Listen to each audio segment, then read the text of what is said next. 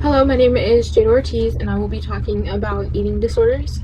So, the reason why I chose this subject is because, for me, my eating habits have always been a little bit on the weird side. I mean, you can especially see it in high school when I would go on these extreme diets and different habits. Like, my senior year of high school, I was on the track team, so you would think I would be eating more food because I'm burning more calories. I'm having practice at 5 a.m. all the way up until school. I'm having practice after school, and then I'm having the meets, and this is happening every day, on weekends, everything. But I really wasn't eating, so I wasn't gonna die, so no one was concerned about me in that way, kind of.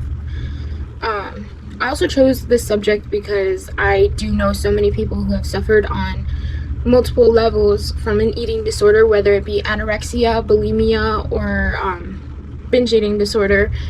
I know quite a few people who have it. Okay, so as of the treatments that I found that are more recent are the cognitive behavioral and interpersonal treatment, well, psychotherapy. So in the cognitive behavioral therapy, if I can speak, basically it's like rewiring your brain, and you can find many books on this. And I have purchased a CBT book in the past, during the pandemic. It was pretty interesting because basically it had you map out every single like event you have that like may trigger whatever the disorder is you're trying to get rid of or alleviate. To the most part, the cause of eating disorders is mostly unknown. There's no specific one factor that you can blame it on, but they do know that it ranges from psychological to genetic. And so basically, one of the videos that I had watched, that was the TED Talk, she goes through the different parts of the brain and how they react, and she simplifies it so that anyone can understand it. And okay, so I have the DSM-5 mini manual. I also have the regular one, but that one's at home, so I can't use it. But this one works perfectly fine. Since in this paper I focused mainly on anorexia nervosa, I'll be listing the symptoms of that particular eating disorder. So pretty much there's first the restriction of the food in ways that aren't nutritionally balanced or good for the patient.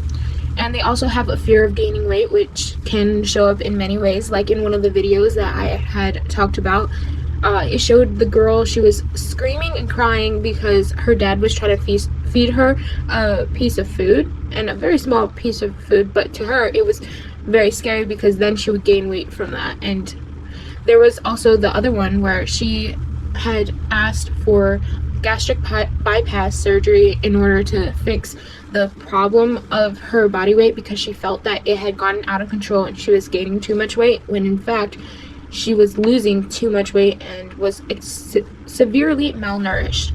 Now, another symptom is that they have a disturbance in the way that they see their body and their weight, and so they'll think that they're like super huge and super lumpy, when in fact they are actually at a normal body weight and body shape that is normal for women or men their age and height, you know.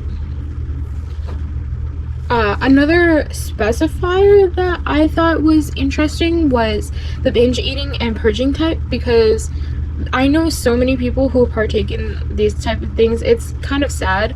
And so a lot of people, their favorite thing to do is when they feel like they have gained too much weight, they'll start exercising too much, they'll take laxatives, they'll start vomiting, and not like the kind you do when you're feeling nauseous. No, they're like sticking their fingers down their throat. One that I found was interesting in the DSM-5 is that they included enemas, which I wouldn't think of that as like a weight loss thing, more of like a self-punishment. But there are people on YouTube. I was watching a video by Cinnamon Toast Ken that reacted to a girl who was addicted to enemas. So I mean, it'd be interesting to see her psychological state, but pretty much that's all for the different symptoms.